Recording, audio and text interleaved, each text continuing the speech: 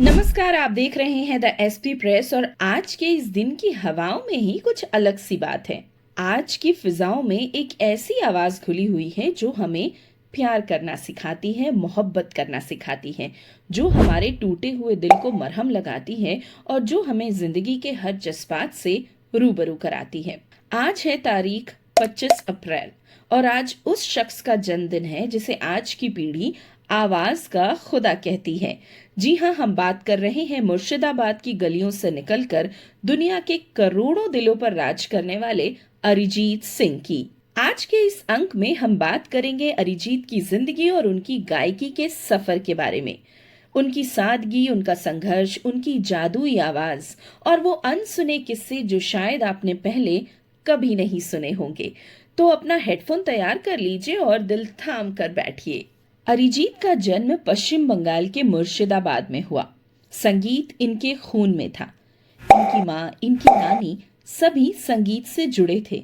लेकिन एक छोटे शहर के लड़के के लिए बॉलीवुड का सपना देखना उस समय बहुत बड़ी बात थी। साल था 2005। फेम गुरुकुल नाम का एक रियलिटी शो आया था। अरिजीत वहां एक कंटेस्टेंट थे।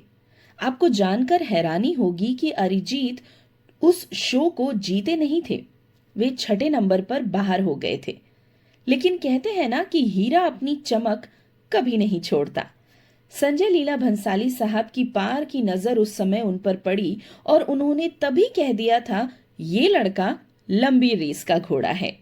आपको सन 2013 की वो फिल्म आशिकी 2 तो याद ही होगी, क्योंकि यहीं से वो सैलाब शुरू हुआ था जब लोगों के दिलों में मोहब्बत को लेकर एक अलग सी जगह बन गई थी।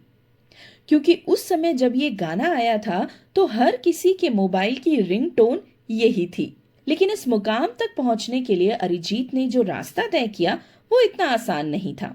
आज जब हम उन्हें देखते हैं बिना किसी दिखावे के, बिखरे बाल, गले में गमछा और पैरों में चप्पल, तो यकीन नहीं होता कि ये वही इंसान है जो एक लाइव कॉन्सर्ट के जरिए करोड़ों लोगों के दिलों में बसा हुआ है और यही सादगी उन्हें अरिजीत सिंह बनाती है।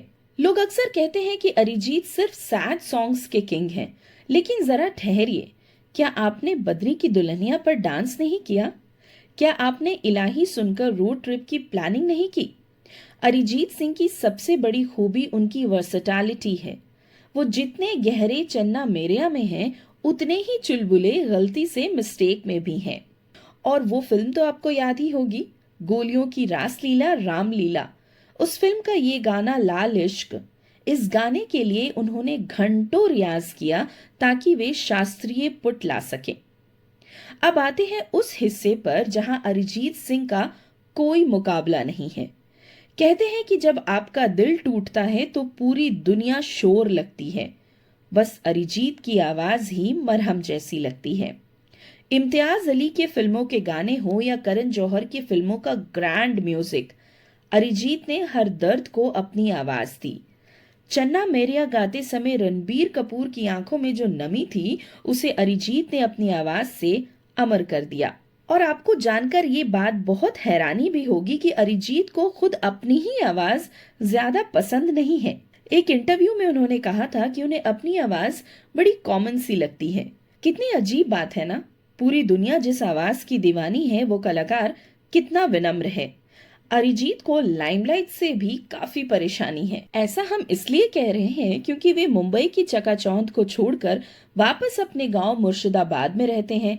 वे वहां अपने बच्चों को स्कूल छोड़ने खुद जाते हैं, स्कूटर पर घूमते हैं और वहां के लड़कों के साथ फुटबॉल भी खेलते नजर आते हैं।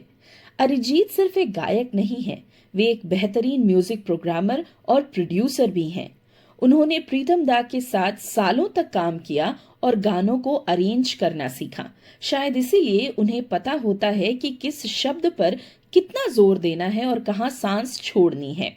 वक्त पंख लगाकर उड़ जाता है, पता नहीं चलता है कि कब समय बीत गया। आज हमने अरिजीत सिंह के जीवन के पन्नों को पलटा, उनकी आवाज के जादू को महसूस किया और शायद आज जीवन महसूस करेंगे। अगर अरिजीत आप हमें सुन रहे हैं तो पूरा देश बस आपसे यही कहना चाहता है कि शुक्रिया। शुक्रिया हमें यह एहसास दिलाने के लिए कि भावनाएं कितनी खूबसूरत होती हैं। आपकी आवाज आने वाली कई सदियों तक प्रेमियों को जोड़ती रहेगी और टूटे दिलों को सहारा देती रहेगी। आप हजारों साल जिएं और हमें ऐसे ही खूबसूरत नगमे देते रहें। एक बार फिर से हम सभी की तरफ से आपको जन्मदिन की ढेरों शुभकामनाएं।